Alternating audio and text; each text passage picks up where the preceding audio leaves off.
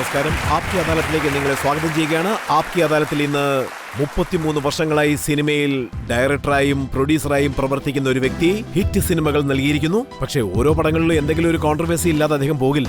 പക്ഷേ ഇന്ന് അദ്ദേഹത്തിനെതിരായിട്ടുള്ള വിചാരണ എന്താണെന്ന് വെച്ചാൽ അദ്ദേഹത്തിനെതിരായിട്ട് ഒരു കുറ്റാരോപണം ദാവൂദ് ഇബ്രാഹിമിന്റെ ഏജന്റ് ആണെന്നാണ് എല്ലാവരും പറയുന്നത്. വരൂ, ഇന്നത്തെ വിചാരണ നമുക്ക് തുടങ്ങാം. പ്രൊഡ്യൂസറും ഡയറക്ടറുമായ മഹേഷ് ഭട്ട് ആപ്കി അദാലത്തിൽ ഹാജരാകുന്നു.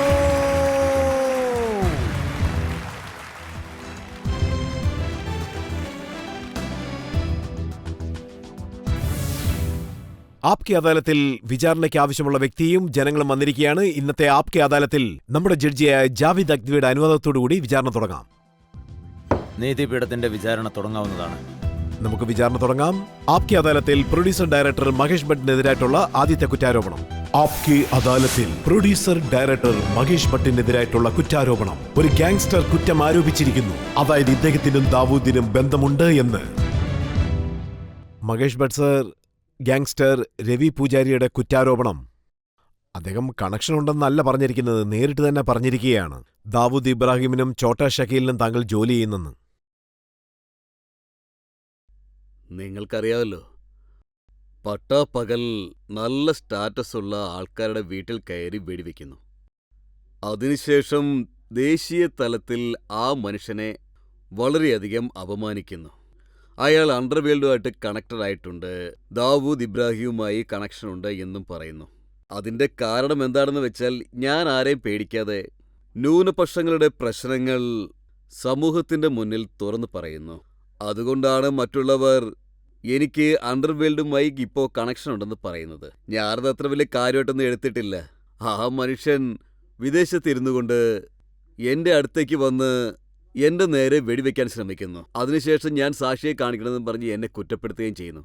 കണ്ടില്ലേ, എൻ്റെ മുന്നിൽ ഇപ്പോൾ ജനങ്ങൾ ഇരിക്കുന്നുണ്ട്. ഞാൻ ഇവരോട് ചോദിക്കുകയാണ്, നിങ്ങൾ എൻ്റെ കണ്ണിൽ നോക്കി പറയൂ, നിങ്ങളുടെ മനസ്സിൽ എന്താണ് തോന്നുന്നതെന്ന് പറയൂ. കാരണം എനിക്ക് ജനങ്ങളുടെ മേൽ വിശ്വാസമുണ്ട്. ഇവരുടെ കണ്ണുകളിൽ എനിക്ക് വിശ്വാസമുണ്ട്. കാരണം ഇവരുടെ കണ്ണുകളിൽ ശക്തിയുണ്ട്. എന്റെ ഹൃദയത്തിലേക്ക് നോക്കിയിട്ട് നിങ്ങൾ പറയൂ, ഞാൻ നിങ്ങളുടെ മുന്നിൽ ഇരിപ്പുണ്ട്, ഇയാൾ ഒരു സാമൂഹ്യ ദ്രോഹിയാണോ എന്ന്. എന്നെ കണ്ടാൽ അണ്ടർവേൾഡിന് വേണ്ടി ജോലി ചെയ്യുന്ന ആളോട് തോന്നുന്നുണ്ടോ? ഇത്ര ആത്മവിശ്വാസത്തോടെ ഞാനിത് പറയണമെന്നുണ്ടെങ്കിൽ കാരണം എന്റെ ജീവിതം ഇതുവരെയായിട്ട് ഒരു തുറന്ന പുസ്തകം തന്നെയാണ്. ഞാൻ ഇതുവരെയായിട്ട് ഒന്നും ഒളിച്ചു വെച്ചിട്ടില്ല. ഇത് നിങ്ങളുടെ കടമയാണ്, 100 കോടി ഇന്ത്യക്കാരുടെ കടമ. ഒരു നിയമത്തെ സംരക്ഷിക്കുന്ന ഒരു ശരാശരി ഇന്ത്യക്കാരന്റെ കടമ. പക്ഷേ മഹേഷ് സർ, ഇതിൽ സത്യം എന്താണെന്ന് വെച്ചാൽ താങ്കൾ സംസാരിച്ചപ്പോൾ, അതായത് നേരിട്ട് അദ്ദേഹത്തോട് സംസാരിച്ചപ്പോൾ കണ്ണുകളിലേക്ക് നോക്കി സംസാരിക്കാൻ പറ്റിയില്ലെങ്കിലും അദ്ദേഹം പറഞ്ഞതാണ്, അതായത് എന്റെ അടുത്ത് ഈ കാര്യമായിട്ട് ബന്ധപ്പെട്ട് ശക്തമായ തെളിവുകളുണ്ട്. മഹേഷ് ഭട്ടിനും ദാവൂദ് ഇബ്രാഹിമിനും തമ്മിൽ ബന്ധമുണ്ട്. മഹേഷ് ഭട്ട് ദാവൂദ് ഇബ്രാഹിമിന് വേണ്ടി പ്രവർത്തിക്കുന്നു എന്ന് പറയുന്നു. രജത് സാർ, അയാളുടെ കയ്യിൽ തെളിവുകളുണ്ടെങ്കിൽ ഞാൻ കൈകൂപ്പി പറയുകയാണ്. രവി പൂജാരി സാർ ഈ പ്രോഗ്രാം കാണുന്നുണ്ടെങ്കിൽ ഞാൻ നേരിട്ട് തന്നെ പറയുകയാണ്, അഥവാ നിങ്ങളുടെ കയ്യിൽ തെളിവുകൾ ഉണ്ടെങ്കിൽ അത് ഇന്ത്യ ഇന്റലിജൻസിന്റെ കയ്യിൽ കൊടുക്കൂ. ഇന്ത്യയിലെ എല്ലാ ജനങ്ങളുടെ മുന്നിലേക്കും കൊടുക്കൂ. അതിനുശേഷം എല്ലാ കാര്യങ്ങളും പുറത്തു വരില്ലേ, പ്രശ്നം തീർന്നില്ലേ? ഇതിന്റെ മറുപടി പോലീസാണ് പറയേണ്ടത്. പോലീസുണ്ട്, ഇന്റലിജൻസ് ബ്യൂറോ ഉണ്ട്, അതുപോലെ CBI ഉണ്ട്, അതുപോലെ റോയ് ഉണ്ട്, ഒരുപാട് പോലീസ് ഓഫീസേഴ്സും ഉണ്ട്. എന്താ അവർക്കൊന്നും ഈ കാര്യങ്ങളൊന്നും അറിയില്ലേ? അല്ലാതെ വെറുതെ എന്റെ പേരിൽ കുറ്റമൊന്നും ആരോപിക്കരുത്. പോലീസിനറിയാതെ എന്തെങ്കിലും കാര്യങ്ങൾ നടക്കൂ. പക്ഷെ മഹേഷ് സാർ, പോലീസ് താങ്കളെ സംരക്ഷിച്ചില്ല. താങ്കളുടെ ഓഫീസിൽ വെടിവെപ്പ് നടന്നു. അതിലൊരു വ്യക്തി താങ്കളെ വെടിവെച്ച് അവിടെ നിന്ന് രക്ഷപ്പെടുകയാണ്. പോകുമ്പോൾ ഭീഷണിപ്പെടുത്തിട്ട് പോകുന്നു. അതാണ് ഒരു യഥാർത്ഥ ഗാങ്സ്റ്ററിന്റെ ശക്തി. ഞാൻ മനസ്സ് വെച്ചാൽ താങ്കളെ എവിടെ വെച്ച് വേണമെങ്കിലും എപ്പോൾ വേണമെങ്കിലും വെടിവെക്കാമെന്ന് അദ്ദേഹം പറഞ്ഞിട്ട് പോവുകയാണ്. അതായത് ഭയമുണ്ടാക്കുന്ന കാര്യത്തിൽ അവൻ തോറ്റുപോയി. ഒരുപക്ഷെ എന്നെ വെടിവെക്കാം, കൊല്ലാം, എന്തു വേണമെങ്കിലും ചെയ്യാം. പക്ഷെ അവന്റെ ലക്ഷ്യം എന്തായിരുന്നെന്ന് വെച്ചാൽ എന്നെ ഭയപ്പെടുത്തി ഒരു പേടിച്ചോടുന്ന നായയെപ്പോലെ ഞാൻ ഏതെങ്കിലും മൂലയിൽ പോയി ഒളിക്കുമെന്നാണ് വിചാരിച്ചത്. ഞാൻ തുറന്നു പറയുകയാണ്, ഞാൻ ആരെയും പേടിക്കില്ല. നിനക്ക് വേണമെങ്കിൽ എന്നെ കൊല്ലാൻ പറ്റും. പക്ഷേ അടിച്ചമർത്തപ്പെട്ടവർക്ക് വേണ്ടി സംസാരിച്ചാൽ അതിൻ്റെ മറുപടി ഇതാണെന്നുണ്ടെങ്കിൽ എന്തിനാണ് വെറുതെ കാത്തിരിക്കുന്നത്? ഇപ്പൊ തന്നെ വന്ന് വെടിവെച്ചോളൂ. പക്ഷെ സാർ, പോലീസ് ഒരു പ്രാവശ്യം പോലും പറഞ്ഞിട്ടില്ല മഹേഷ് ഭട്ടിനും അണ്ടർവേൾഡിനും തമ്മിൽ യാതൊരു ബന്ധമില്ല എന്ന്. മഹേഷ് ഭട്ട് നല്ലവനാണ്, കളങ്കരഹിതനാണ് എന്ന് പറഞ്ഞു. സാർ, എനിക്ക് ഒരു പോലീസുകാരുടെയും സർട്ടിഫിക്കറ്റ് വേണ്ട. എനിക്ക് ഈ രാജ്യത്തിലെ ഒരു നേതാവും സർട്ടിഫിക്കറ്റ് തരണ്ട. ഞാൻ ഈ ജനങ്ങളുടെ മുന്നിലൊന്നും പോയി കൈകൂപ്പി ചോദിക്കുകയില്ല. എനിക്ക് സർട്ടിഫിക്കറ്റ് തരൂ, എന്നെ സഹായിക്കൂ എന്നൊക്കെ. ആ ഗാങ്സ്റ്റർ എന്റെ മേൽ പഴിചാരുകയാണ്. എനിക്ക് അണ്ടർവേൾഡുമായിട്ട് കണക്ഷൻ ഉണ്ടെന്ന്. എനിക്ക് ക്ലീൻ സർട്ടിഫിക്കറ്റ് തരൂ എന്ന് ഞാൻ ആരോടും പറയില്ല. എന്റെ മനസ്സില്, എന്റെ ശരീരത്തിൽ ഓടുന്ന രക്തത്തിനറിയാം ഞാൻ നല്ലവനാണെന്ന്. ഇതൊക്കെ കേട്ടതിന് ശേഷവും നിങ്ങൾ മനസ്സിലാക്കുന്നില്ല എങ്കിൽ അത് നിങ്ങളുടെ ദൗർഭാഗ്യം. ഞാൻ മുൻപ് പറഞ്ഞത് തന്നെ ഇപ്പോഴും പറയുകയാണ്. അതായത് ഞാൻ അന്ധന്മാർ ജീവിക്കുന്ന നഗരത്തിലാണ് കണ്ണാടി വിൽക്കാൻ വന്നിരിക്കുന്നത്. അതെന്റെ ദൗർഭാഗ്യമാണ്. ബട്ട് സാർ, നമുക്ക് നേരിട്ട് തന്നെ കുറ്റത്തിലോട്ട് കടക്കാം. വളരെ നേരം രവി പൂജാരി സംസാരിച്ചു. വലിയ കുറ്റങ്ങളാണ് ആരോപിച്ചിരിക്കുന്നത്. ആ ഗ്യാങ്സ്റ്റർ എവിടെ നിന്നാണ് സംസാരിച്ചതെന്നറിയില്ല, എവിടെയാണ് ഒളിച്ചിരിക്കുന്നതെന്നറിയില്ല. പക്ഷേ അദ്ദേഹം പറഞ്ഞത് താങ്കൾ മാജിത് മേനോനൊപ്പം വളരെ ക്ലോസ് ആണ്, അണ്ടർവേൾഡിലുള്ളവർക്ക് വേണ്ടി താങ്കൾ ഡിഫെൻസ് ചെയ്യുന്നു എന്ന് പറയുന്നു. നിങ്ങൾക്ക് ഈ ചോദ്യം റാം ജെഠ് മലാലിനടുത്ത് ചോദിക്കാൻ പറ്റുമോ? കാരണം അദ്ദേഹം ദേശദ്രോഹികൾ എന്ന് വിളിക്കുന്നവർക്ക് വേണ്ടിയിട്ട് വാദിച്ചുകൊണ്ടിരിക്കുകയാണ്. കുറ്റവാളികൾ എന്ന് പറയുന്ന ആൾക്കാരെ സംരക്ഷിക്കുകയാണ്. പിന്നെ എന്തുകൊണ്ടാണ് ഈ ചോദ്യം എന്നോട് ചോദിക്കുന്നത്? അടിച്ചമർത്തപ്പെട്ടവരെ സംരക്ഷിക്കുന്നത് കൊണ്ടാണോ? മറ്റൊരു കാര്യം എന്താണെന്ന് വെച്ചാൽ, വെറും അലിഗേഷൻ മാത്രം വെച്ചുകൊണ്ട് നിങ്ങൾക്ക് ആരെയും കുറ്റവാളി എന്ന് പറയാൻ കഴിയില്ല. വെറുതെ കുറ്റം ആരോപിക്കരുത്. നമ്മുടെ രാജ്യം വ്യക്തി സ്വാതന്ത്ര്യമുള്ള രാജ്യമാണെന്നാണ് പറയാറ്. നീതിന്യായ കോടതി ഒരു കാര്യത്തിൽ തീർപ്പ് കൽപ്പിക്കുന്നത് വരെ ആരെയും കുറ്റവാളി എന്ന് പറയാനായിട്ട് നിങ്ങൾക്ക് അനുമതി ഇല്ല. അതായത് യുണൈറ്റഡ് സ്റ്റേറ്റ്സ് ഓഫ് അമേരിക്ക അത്രയേറെ ശ്രമിച്ചിട്ടും ഇന്നും സദാം ഹുസൈന് മേൽ എൻക്വയറി നടന്നുകൊണ്ടിരിക്കുക. ആ വിചാരണ പൂർണ്ണമായി തീർന്നത് വരെ നിങ്ങൾക്ക് അയാളെ കുറ്റവാളി എന്ന് പറയാൻ കഴിയില്ല. ഇതാണ് ആധുനിക സമൂഹത്തിനും കുറ്റവാളികൾക്കിടയിലുമുള്ള വ്യത്യാസം. അവരുടെ എതിർപ്പ് എന്താണെന്ന് വെച്ചാൽ, മാജിത് മേനോനെതിരായിട്ട് വെടിവെപ്പ് നടന്നപ്പോ അവരുടെ വീട്ടിലേക്ക് പോയ ആദ്യത്തെ വ്യക്തി താങ്കളാണെന്നാണ് പറയുന്നത്. പിന്നെ ഞാൻ എന്താ ചെയ്യണ്ടേ? എന്റെ സഹോദരന് മേൽ ഒരു ആക്രമണം നടന്നാൽ ഞാൻ അവിടെ പോകണ്ടെന്നാണ് നിങ്ങൾ പറയുന്നത്. നമ്മുടെ സംസ്കാരം മുഴുവൻ നശിപ്പിക്കണമെന്നാണ് പറയുന്നത്. നമുക്ക് വേണ്ടപ്പെട്ടവർക്ക് എന്തെങ്കിലും വിഷമം ഉണ്ടായാൽ അവരുടെ കണ്ണീര് ഞാൻ തുടയ്ക്കണമെന്നാണ് പറയുന്നത്. ഞാൻ പോയി അവരുടെ കുട്ടികളെ കയ്യിൽ പിടിച്ച് നിങ്ങൾ തനിച്ചല്ല, ഞാനുണ്ട്, ഞാൻ അവരുടെ കുടുംബത്തിനെ ആശ്വസിപ്പിച്ച് അവരുടെ കൂടെ ഉണ്ടെന്ന് ഞാൻ പറയുന്നത് അത് ഞാൻ ചെയ്ത ഏറ്റവും വലിയ കുറ്റമാണോ? ഈ നാടിന്റെ സംസ്കാരം തന്നെ ഇതാണ്. വിഷമ കാലഘട്ടത്തിൽ നമ്മൾ മറ്റൊരാൾക്ക് തുണയായിരിക്കണം. അതല്ല ഞാൻ ചെയ്തത്. ഒരു മനുഷ്യന്റെ കടമയാണ് ഞാൻ ചെയ്തത്. അതിനെ കുറ്റവാളി എന്ന് വിധിക്കുകയാണോ? അവർ പറയുന്നത് ഗാങ്സ്റ്റേഴ്സിനെ രക്ഷപ്പെടുത്താൻ ശ്രമിക്കുന്നവര്, അണ്ടർവേൾഡിനെ രക്ഷപ്പെടുത്താൻ ശ്രമിക്കുന്നവര് അവർക്കൊരിക്കലും ദേശഭക്തി കാണില്ലെന്നാണ്. രജത് സാർ, മറ്റുള്ളവരുടെ മുൻപിൽ മറയ്ക്കാൻ ഒരു കാര്യമുണ്ടെങ്കിൽ ഇതുപോലെ നെഞ്ചിൽ തട്ടി ഞാൻ ഇങ്ങനെ പറയുകയില്ല. ഒളിച്ചു വെക്കണമെന്ന് ആഗ്രഹിക്കുന്നവര് വീട് വിട്ട് പുറത്ത് വരികയില്ല. എന്റെ മുന്നിൽ പല ആൾക്കാരുണ്ട്. അവർക്ക് ഒളിക്കാനുള്ള ഒരുപാട് കാര്യങ്ങളുമുണ്ട്.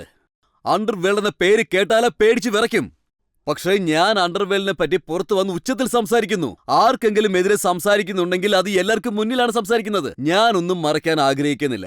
എന്റെ ധൈര്യം, എന്റെ സത്യസന്ധത, ഞാൻ പറയുന്ന ഈ പേടിയില്ലാത്ത ശബ്ദം, ഇതൊക്കെ എന്നിൽ എന്നും ഉണ്ടാവും. എനിക്ക് പേടിക്കേണ്ട ആവശ്യമില്ല. ഞാൻ ഒരു യുദ്ധത്തിന് മുന്നിൽ നെഞ്ചും വിരിച്ചാണ് നിൽക്കുന്നത്. കാരണം ഞാൻ ഒരു തുറന്ന പുസ്തകമാണ്.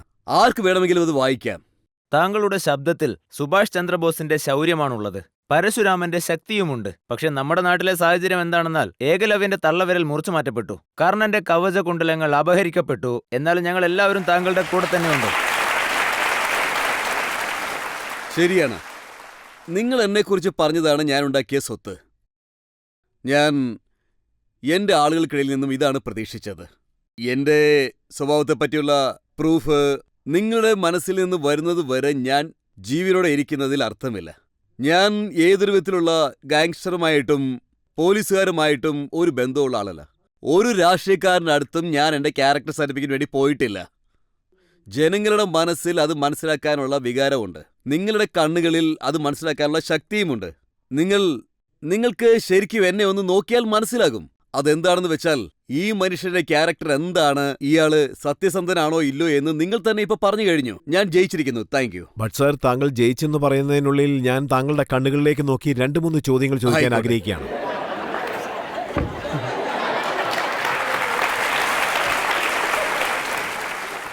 താങ്കളുടെ ജീവിതത്തിൽ ഇതുവരെ ദാവൂദ് ഇബ്രാഹിം, ഛോട്ടാ ഷക്കീൽ അതുപോലുള്ള ഗാങ്സ്റ്റേഴ്സിനെ നേരിട്ട് കണ്ടിട്ടുണ്ടോ? ഒരിക്കലുമില്ല. താങ്കൾ ദാവൂദ് ഇബ്രാഹിമിന്റെ അടുത്ത് ഫോണിൽ സംസാരിച്ചിട്ടുണ്ടോ? അനീസ് ഇബ്രാഹിമിന്റെ അടുത്ത്, ഛോട്ടാ ഷക്കീലിന്റെ അടുത്ത്? ഇല്ല. അണ്ടർവേൾഡിലുള്ളവർക്കും താങ്കൾക്കും യാതൊരുവിധ കോണ്ടാക്റ്റും ഇല്ലെന്നാണോ പറഞ്ഞു വരുന്നത്? അബുസലീം എനിക്ക് ഫോൺ ചെയ്തിരുന്നു.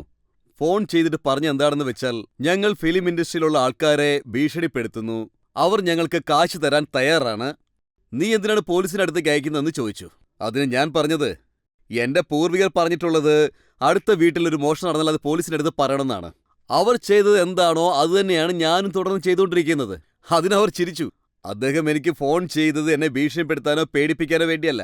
അദ്ദേഹം പറഞ്ഞത് വേണമെങ്കിൽ നിങ്ങൾ എന്നോട് പറഞ്ഞു പോലീസിനടുത്ത് പറയാൻ പാടില്ല എന്നാണ്. പോലീസിനടുത്തേക്ക് അയക്കരുത്, അങ്ങനെ ചെയ്താൽ കോമ്പറ്റീഷൻ വരും, നിങ്ങൾ രക്ഷപ്പെടുത്തണമെന്ന് ആഗ്രഹിക്കുന്നവരെ ഞങ്ങൾ കൊല്ലുമെന്ന്. ആ കാര്യവും അപ്പോൾ തന്നെ ഞാൻ പോലീസിനോട് പറഞ്ഞു. അദ്ദേഹം എന്നെ ഭീഷണിപ്പെടുത്തിയില്ല, പേടിപ്പിച്ചുമില്ല. പക്ഷെ അവർ പറഞ്ഞത് നിങ്ങൾ പോലീസിനടുത്തേക്ക് ആരെയും അയക്കരുത് എന്ന് തന്നെയാണ്. ബട്ട് സാർ, താങ്കൾക്കെതിരായിട്ട് ഇത്രയും വലിയ ചർച്ചകൾ എന്തുകൊണ്ട് വരുന്നു? താങ്കളുടെ പിന്നിൽ ആരാണുള്ളത്? ഇതിനെക്കുറിച്ചുള്ള ഒരു വലിയ ലിസ്റ്റ് തന്നെ എന്റെ പക്കലുണ്ട്. അതിനു മുൻപ് ചെറിയ ബ്രേക്ക് എടുക്കാം. ബ്രേക്കിന് ശേഷം പ്രൊഡ്യൂസർ ഡയറക്ടറായ മഹേഷ് ഭട്ടിനെതിരായിട്ടുള്ള ജനങ്ങളുടെ കുറ്റാരോപണം എന്താണെന്ന് നമുക്ക് നോക്കാം.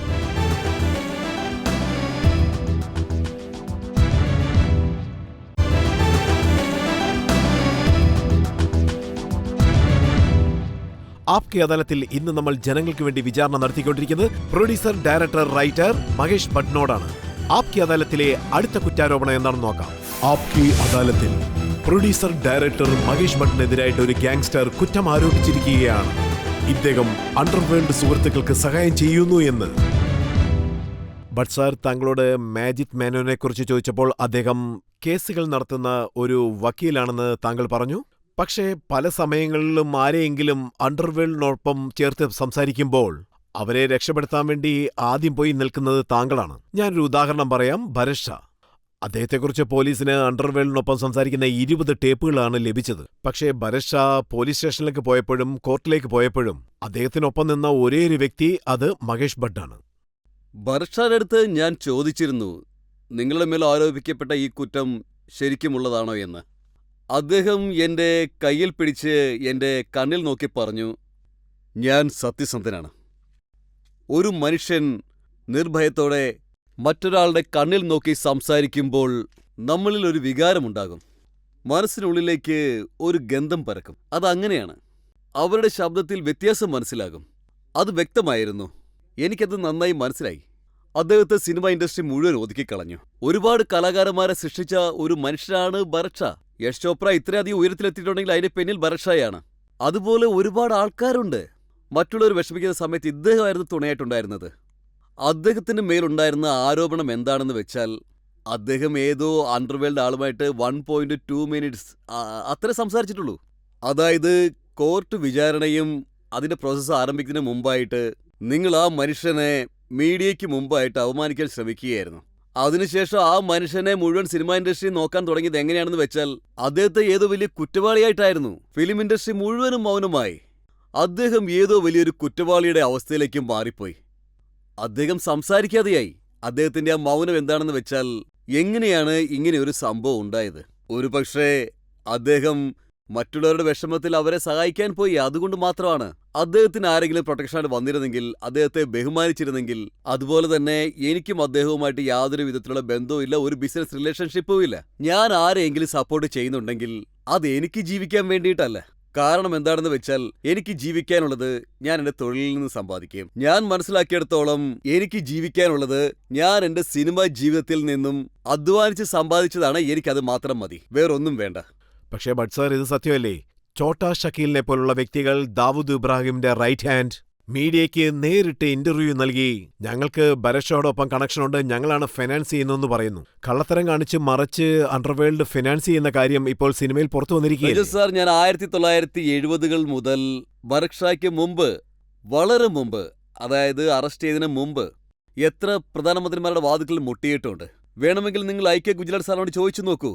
നിങ്ങൾ പോയി മിസ്റ്റർ ദേവഗൌഡയോട് ചോദിച്ചു നോക്കൂ. നിങ്ങൾ പോയി അടൽ ബിഹാരി വാജ്പേയിയോട് ചോദിച്ചു നോക്കൂ. അതുമല്ല എങ്കിൽ നിങ്ങൾ പോയി അധികാരികളോട് ചോദിച്ചു നോക്കൂ. ഞാൻ പോയി അവിടെ മുംബൈയിലെ അധോലോക ഭീഷണി വർദ്ധിച്ചു വരുന്നുണ്ട്, പ്രശ്നമാകുന്നു എന്ന് ഞാൻ അവരോട് എത്ര പ്രാവശ്യം പറഞ്ഞിട്ടുണ്ടെന്ന് നിങ്ങൾക്കറിയാമോ? ദയവ് ചെയ്ത് എന്തെങ്കിലും ചെയ്യാനും ഞാൻ പറഞ്ഞു. അവരത് ഈ ചെവി കൂടി കേട്ട് മറു ചെവി കൂടി വിടുകയായിരുന്നു ചെയ്തത്. എനിക്കൊരു പക്ഷേ അവരുമായി കണക്ഷൻ ഉണ്ടായിരുന്നു എങ്കിൽ ഞാൻ ഈ ഷാറുഖ് ഖാൻ്റെ അടുത്തും സൽമാൻ ഖാൻ്റെ അടുത്തും പോയി ചോദിക്കുമായിരുന്നു. നിങ്ങൾ വാ, നമുക്ക് പ്രൈം മിനിസ്റ്റർ അടുത്ത് പോയി പറയാം, ഇവിടെ ഭയങ്കര ടെററൊക്കെ നടക്കുന്നുണ്ട്, അങ്ങനെയൊക്കെ പറയുമായിരുന്നു. ഒരു സ്റ്റേറ്റിൽ പോലീസിന്റെ പ്രവർത്തനത്തെപ്പറ്റി ജനങ്ങൾക്ക് സംശയമുണ്ടാകാം. അതായത് നമ്മുടെ സ്റ്റേറ്റിന്റെ പ്രധാന ഭരണാധികാരിയുടെ മേൽ സംശയം ഉണ്ടാകാം. പക്ഷേ സെൻട്രലില് ന്യൂട്രലായ ഒരു മനുഷ്യനിരിപ്പുണ്ട്. അദ്ദേഹം വാ നമ്മുടെ പ്രൈം മിനിസ്റ്റർ അടുത്ത് പോയി കാര്യം പറയാമെന്ന് പറഞ്ഞു. ഞാൻ എന്തിനാ അങ്ങനെ ചെയ്യണം? എന്തിനാ ചെയ്യാൻ പോയത്? കാരണം ഞാൻ ഈ അധോലോക ശക്തികളുമായിട്ട് ഇതുപോലുള്ള ഡാർക്ക് ടീമുമായിട്ടൊന്നും ഉള്ള കണക്ഷൻ ഉണ്ടായിട്ടുള്ള ആളല്ല. ബട്ട് സർ, താങ്കൾക്ക് കണക്ഷൻ ഇല്ലായിരിക്കാം, പക്ഷേ താങ്കളുടെ കൂടെ ഇരിക്കുന്ന വ്യക്തികൾ, നദീം ഒരു എക്സാമ്പിൾ ആണ്.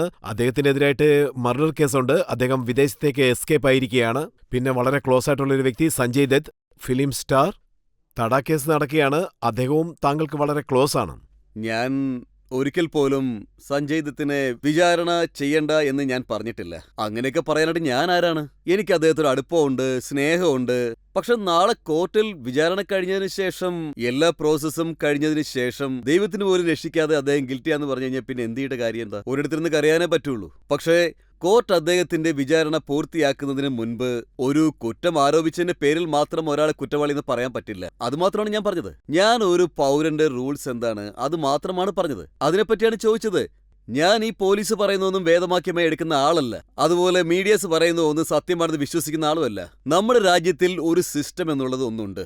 അപ്പക്സ് കോർട്ടിൽ ഒരു വിചാരണ പൂർത്തിയായതിനു മുമ്പ് ഒരാളെ നിങ്ങൾക്ക് ക്രിമിനലാണെന്ന് പറയാനുള്ള അധികാരമില്ല. ബട്ട് സർ, ധാരാളം കാര്യങ്ങൾ കോടതിയിൽ തെളിയിക്കപ്പെടാതെ പോകാം. പക്ഷെ ചിലരെക്കുറിച്ച് ചില ഇമേജുകൾ ഉണ്ടാകുന്നുണ്ട്. അങ്ങനെയുള്ള ഇമേജുകൾ ഉണ്ടാകുന്നത് സാധാരണമാണ്. ആ ഇമേജ് യുണൈറ്റഡ് സ്റ്റേറ്റ്സ് ഓഫ് അമേരിക്കയും കൂടെ ഉണ്ടാക്കിയിട്ടുണ്ട്. ഓരോ മുസ്ലിമും തീവ്രവാദിയാണെന്ന്. ശരിക്കും പറഞ്ഞാൽ ഒരു മുസ്ലിം ഫോബിയ എന്ന് ഒരു സംഭവം ഉണ്ടായിട്ടുണ്ട്. അതൊരു പെർസെപ്ഷൻ മാത്രമാണ്. അതുകൊണ്ടാണ് പകൽ സമയത്ത് നല്ല മനസ്സുള്ള മുസ്ലിങ്ങളെയൊക്കെ നിർത്തി ടെററിസ്റ്റ് ആണെന്നും പറഞ്ഞ് അവർ വെടിവെച്ച് കൊല്ലുന്നത്. ആ പെർസെപ്ഷൻ മാറ്റണമെന്നാണ് ഞാൻ പറഞ്ഞത്. അത് നമ്മളാണ് മാറ്റേണ്ടത്. ഒരുപക്ഷെ താങ്കളുടെ പെർസെപ്ഷൻ തെറ്റായിരിക്കാം അല്ലേ? ഒരു പക്ഷേ എന്റെ പെർസെപ്ഷൻ തെറ്റായിരിക്കാം. അതുകൊണ്ടാണ് ഞാൻ കോർട്ടിൽ പോയത്. മറ്റൊരു കാര്യം കൂടി താങ്കളെ ഓർമ്മപ്പെടുത്താം. ഇത് പഴയ ഓഗസ്റ്റ് 31, 1997 വന്നൊരു ന്യൂസാണ്. വളരെ പഴയതാണ്. പേപ്പറിന്റെ നിറം തന്നെ മഞ്ഞ കളറായി. ഇതിൽ താങ്കളുടെ ഒരു ആർട്ടിക്കിൾ ഉണ്ട്. ഇതിൽ താങ്കൾ എഴുതിയിരിക്കുന്നത് ഗുൽഷൻ കുമാറിനെ താങ്കൾ പ്രശംസിച്ചിരിക്കുകയാണ്. താങ്കൾ പറഞ്ഞിരിക്കുന്നു ഗുൽഷൻ കുമാർ ഒരു സെൽഫ് മെയ്ഡ് മനുഷ്യനാണ്, അദ്ദേഹത്തിന് അണ്ടർവേൾഡിന് യാതൊരു ബന്ധവുമില്ല. പക്ഷേ സത്യം എന്താണെന്ന് വെച്ചാൽ ഗുൽഷൻ കുമാറിന്റെ കൊലപാതകത്തിന്റെ കാരണം തന്നെ അണ്ടർവേൾഡ് കണക്ഷനാണ്. ശരി, ഗുൽഷൻ കുമാറിനും അണ്ടർവേൾഡിനും തമ്മിൽ യാതൊരു കണക്ഷനില്ല. അതായത് മുംബൈയിൽ നടന്ന ആ ട്രാജഡി എന്താണെന്ന് വെച്ചാൽ ശരിക്കും ഞങ്ങൾ വല്ലാതെ വിഷമിപ്പിച്ചതാണ്. കാരണം മരിച്ചത് എൻ്റെ ഒരു സഹോദരൻ കൂടിയാണ്. ഏറ്റവും ആരോപിക്കപ്പെട്ടവരും എൻ്റെ സഹോദരനാണ്.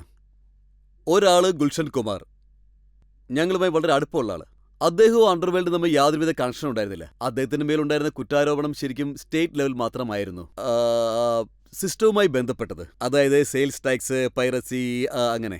പക്ഷേ ഗുൽഷൻ കുമാറിന് അണ്ടർവേൾഡുമായിട്ട് യാതൊരുവിധ കണക്ഷൻ ഉണ്ടെന്ന് ആർക്കും പറയാൻ പറ്റില്ല. അദ്ദേഹത്തിന്റെ ശത്രുക്കൾ പോലും പറയില്ല ഗുൽഷൻ കുമാറിന് അങ്ങനെ ഒരു കണക്ഷൻ ഉണ്ടെന്ന്. അദ്ദേഹം എന്തുകൊണ്ടാണ് കൊല്ലപ്പെട്ടത് അത് എല്ലാവർക്കും അറിയാവുന്ന കാര്യമാണ്. അബു സലീമിന് കാശ് കൊടുക്കാത്തത് കൊണ്ട് അദ്ദേഹത്തിനോടുള്ള പക കൂടി അദ്ദേഹത്തെ കൊന്നതാണെന്ന് എല്ലാവർക്കും അറിയാം. അങ്ങനെയാണ് കൊല്ലപ്പെട്ടത്. പിന്നെ ആ കൊലപാതകം എടുത്തുകാട്ടി അവര് മുംബൈ ഫിലിം ഇൻഡസ്ട്രിയെ മൊത്തം ഭീഷണിപ്പെടുത്തി. പട്ടാപ്പകൽ ഗുൽഷൻ കുമാറിനെ കൊല്ലാമെങ്കിൽ നിങ്ങളെയൊക്കെ പിന്നെ എന്തുകൊണ്ടായിക്കൂടാ? നിങ്ങളെ കൊല്ലാനുള്ള ഞങ്ങളുടെ ശക്തി പോലീസ് നിങ്ങളെ പ്രൊട്ടക്ട് ചെയ്യുന്നതിനേക്കാളും 10,000 ഇരട്ടി കൂടുതലാണ്. അതാണ് അവർ പറഞ്ഞത്. ബട്ട് സാർ, ഇപ്പോഴും അങ്ങനെ തന്നെയാണ്. താങ്കൾക്കെതിരായിട്ട് വെടിവയ്പ് നടത്തി ഫിലിം ഇൻഡസ്ട്രിയിലുള്ളവരെ എല്ലാം പേടിപ്പെടുത്തിയിരിക്കുകയാണ്. ഫിലിം ഇൻഡസ്ട്രിയിലുള്ളവർക്ക് ഒരു മെസ്സേജ് നൽകുകയാണ്, നിങ്ങൾ പേടിച്ചില്ലെങ്കിൽ നിങ്ങളെ ഞങ്ങൾ വെടിവെക്കുമെന്ന്. ശരിയല്ലേ? ചേട്ടാ, നേരത്തെ തന്നെ പേടിച്ച ആൾക്കാരെ വീണ്ടും പേടിപ്പിച്ചിട്ട് എന്താ കാര്യം? അവൾ ഓൾറെഡി ഭയന്നിരിക്കുകയാണ്. വീണ്ടും ഭയപ്പെടുത്തി എന്താ സംഭവിക്കുക? ആകെ നിറഞ്ഞവന് കൂടുതലെന്നല്ലേ പറയുക. പേടിക്കേണ്ട കാര്യമില്ല സാർ. ഇതിന്റെ സാക്ഷികളായിട്ട് ഞങ്ങളുടെ അടുത്ത് പല തെളിവുകളും ഉണ്ട്. ഗോവിന്ദയാണെങ്കിലും സൽമാൻ ഖാൻ ആണെങ്കിലും. ഇത് അതായത് നിങ്ങളുടെ ഷോയില് ഗോവിന്ദയുമായി ബന്ധപ്പെട്ട ഒരു എവിഡൻസ് കാണിച്ചപ്പോ അത് ഞാൻ തെറ്റെന്ന് സമ്മതിച്ചു. ആരെങ്കിലും വന്ന് എന്റെ സഹോദരന് ഗാങ്സ്റ്ററുമായി ബന്ധമുണ്ടെന്ന് പറഞ്ഞാൽ വെറും സംശയത്തിന്റെ പേരിൽ ഞാൻ ഒരിക്കലും അത് വിശ്വസിക്കില്ല. പക്ഷെ നിങ്ങൾ എന്റെ മുൻപാകെ അത് തർക്കരഹിതമായി കാണിക്കുകയാണെങ്കിൽ അത് മനസ്സിലാക്കാതിരിക്കാൻ മാത്രം ഞാൻ അത്ര അന്ധനൊന്നുമല്ല. ഞാൻ നിങ്ങളുടെ ഷോയില് നിങ്ങൾ കാണിച്ച ഗോവിന്ദയുമായി ബന്ധപ്പെട്ട തെളിവുകളൊക്കെ അംഗീകരിച്ചതാണ്. ഞാൻ അപ്പോഴേ പറഞ്ഞു അദ്ദേഹം ആ പാർട്ടിയിലൊക്കെ ഉണ്ടായിരുന്ന ആളാണോ അതെനിക്കറിയില്ല. ഒരുപാട് ആൾക്കാരൊക്കെ വിളിച്ചതാണ്, അവരാരും പോയില്ല. നിങ്ങൾ മാത്രം എന്തിനാണ് പോയെന്നൊരു ക്വസ്റ്റ്യൻ മാർക്കും ഉണ്ടായി. പക്ഷെ അവിടെയും കുറ്റവാളിയുമായി ബന്ധമുണ്ടെന്ന് പറയാൻ പറ്റില്ല. താങ്കൾ പറയുന്നത് ഞാൻ സർക്കാരിനോട്, പ്രധാനമന്ത്രിയോട്, മുഖ്യമന്ത്രിമാരോട് വീണ്ടും വീണ്ടും പറഞ്ഞിരുന്നു മുംബൈ ഫിലിം ഇൻഡസ്ട്രിയിൽ ഇങ്ങനൊരു കാര്യമുണ്ട്, അതിന് എന്തെങ്കിലും ചെയ്യണമെന്ന്. അത് കേട്ടിട്ടും അവർ അങ്ങനെ വെറുതെ വിട്ടു. അതായത് ഭരത് ഷാ അറസ്റ്റിലാകുമ്പോൾ ഞാൻ LK അദ്വാനി സാറിനെ പോയി കണ്ടതാണ്. അദ്ദേഹത്തിൻ്റെ അടുത്ത് പറഞ്ഞു, ഭരത് ഷായ്ക്കെതിരായി നിങ്ങൾ എന്ത് നടപടി വേണമെങ്കിലും എടുത്തോളൂ, അതിനുശേഷം ഒരു വൈറ്റ് പേപ്പർ ഇഷ്യൂ ചെയ്യൂ, എന്നാലേ ഞങ്ങൾ ഫിലിം ഇൻഡസ്ട്രിയിലുള്ള ആൾക്കാർക്കൊക്കെ മനസ്സിലാകുകയുള്ളൂ ഞങ്ങൾ ആരുടെ കൂടെ ഇരിക്കണം, ആരുടെ കൂടെ ഭക്ഷണം കഴിക്കണം എന്നൊക്കെ. ഞങ്ങളുടെ അടുത്ത് ഹാഫ് ഇൻഫർമേഷൻ മാത്രമേ ഉള്ളൂ, നിങ്ങളുടെ അടുത്ത് ഫുൾ ഇൻഫർമേഷൻ ഉണ്ടെന്ന് പറഞ്ഞു. അദ്ദേഹം എൻ്റെ കണ്ണിലേക്ക് നോക്കിയിട്ട് എന്നോട് പറഞ്ഞു, അദ്ദേഹത്തിന്റെ പിന്നിൽ വല്ലഭായ് പട്ടേലിന്റെയൊക്കെ ഫോട്ടോ ഇരിപ്പുണ്ട്. അദ്ദേഹം പറഞ്ഞു, എനിക്കെങ്ങനെയാണ് നിങ്ങളെ വിശ്വസിപ്പിക്കാൻ കഴിയുക? നിങ്ങൾക്ക് നിങ്ങളുടെ സ്റ്റേറ്റിൽ വലിയ പൊസിഷനിൽ ഇരിക്കുന്ന ഒരുപാട് ആൾക്കാരൊക്കെയുണ്ട്. അവരുടെ കയ്യിൽ എല്ലാ കാര്യങ്ങൾക്കും തീരുമാനമെടുക്കാനുള്ള അധികാരമുണ്ട്. അതെന്താണെന്ന് വെച്ചാൽ അവരുമായി അത് കണക്റ്റഡ് ആണ്. അത് കേട്ടപ്പോൾ ഞാൻ ചോദിച്ചു, ഞങ്ങൾ എന്താണ് ചെയ്യേണ്ടത്? എന്റെ കുട്ടികൾക്ക് വിഷം കൊടുത്തിട്ട് എന്നെ ഞരമ്പ് കട്ടിയത് ഞാൻ മരിക്കണോ? അല്ലാതെ അധികാരികളെ വിശ്വസിച്ച് വേറെ എന്തെങ്കിലും ചെയ്യാൻ കഴിയുമോ? അദ്ദേഹം ചിരിച്ചുകൊണ്ട് പറഞ്ഞു, ചില കൈപ്പുള്ള സത്യങ്ങൾ അംഗീകരിച്ചേ പറ്റൂ എന്ന്. ആ സത്യം നിങ്ങൾ ഫേസ് ചെയ്തേ പറ്റൂ എന്ന്. ഒരു പക്ഷേ ഈ കേസ് സെൻട്രലിലേക്ക് വന്നാൽ ഭരത് കേസ് ഞങ്ങൾ CBIക്ക് ആക്ടിവേറ്റ് ചെയ്ത് അന്വേഷിക്കാൻ പറ്റുമെന്ന് പറഞ്ഞു. ഞാൻ ഓരോ സ്റ്റേജിലും ഓരോ ഫേസിലും ചെന്നിട്ട് ഓരോ പ്രൈം മിനിസ്റ്റർ അടുത്തും, അപ്പോൾ വേറെ വേറെ പൊളിറ്റിക്കൽ പാർട്ടി ആയിരുന്നു, എല്ലാവരുടെ അടുത്തും പോയി ഞാൻ കാര്യം പറഞ്ഞു. ടെറർ വർദ്ധിച്ചുകൊണ്ടിരിക്കുകയാണ്. അണ്ടർവേൾഡ് നമ്മുടെ സമൂഹത്തെ ബാധിച്ചിരിക്കുന്നു. അവരുടെ പിടി വളരെയധികം മുറുകിയിരിക്കുന്നു. പിന്നെ നാളെ ആരാണ് ശത്രു മിത്രം എന്നൊക്കെ നിങ്ങൾ അന്വേഷിച്ചാലും കണ്ടുപിടിക്കാൻ പറ്റില്ല. അതാണ് സംഭവിച്ചത്. ഇപ്പോഴും അങ്ങനെ തന്നെയാണത്. പോലീസിന്റെ കൂടെ ആരാണ് അണ്ടർവേൾഡുമായി കണക്ട് ആയിരിക്കുന്നത് അതുപോലും ഇപ്പോൾ മനസ്സിലാവുന്നില്ല. ഒരാൾ വന്ന് പറയുന്നു ഈ പോലീസ് ഓഫീസർക്ക് അണ്ടർവേൾഡുമായി കണക്ഷൻ ഉണ്ട്, മറ്റൊരാൾ വേറൊന്ന് പറയുന്നു. നിങ്ങൾ ഫിലിം ഇൻഡസ്ട്രിയെ കുറിച്ചാണ് പറയുന്നത്, പക്ഷേ നിയമവ്യവസ്ഥയോ അതിനെപ്പോലും ഇത് നന്നായി ബാധിച്ചിരിക്കുകയാണ്. ഏത് ഇഞ്ചക്ഷൻ കൊണ്ടാണോ നിങ്ങൾക്ക് ട്രീറ്റ്മെന്റ് തരുന്നത് അത് തന്നെ ഇപ്പോൾ കണ്ടാമിനേറ്റഡ് ആയിട്ടാണല്ലോ ഇരിക്കുന്നത്. അതിൽ തന്നെ വിഷമുണ്ട്. പിന്നെ എങ്ങനെ ചികിത്സ നടക്കും? നിങ്ങൾ ആദ്യം ചെയ്യേണ്ടതായി ഇഞ്ചക്ഷനാണ് ശരിയാക്കേണ്ടത്. അത് ശരിയാക്കിയാൽ മാത്രമേ നിങ്ങൾക്ക് സമൂഹത്തിനെ ശരിയാക്കാൻ കഴിയൂ. ബട്ട് സാർ, താങ്കൾ ഇപ്പോൾ പോയിട്ടിരിക്കുന്ന പാതയെക്കുറിച്ചുള്ള ചില കുറ്റാരോപണങ്ങൾ എന്റെ പക്കലുണ്ട്. ഇപ്പോൾ നമുക്കൊരു ബ്രേക്ക് എടുക്കാം. ബ്രേക്കിന് ശേഷം വീണ്ടും വന്ന് മഹേഷ് ഭട്ടിന്റെ പാതയെക്കുറിച്ച് അദ്ദേഹത്തോട് തന്നെ ചോദിക്കാം.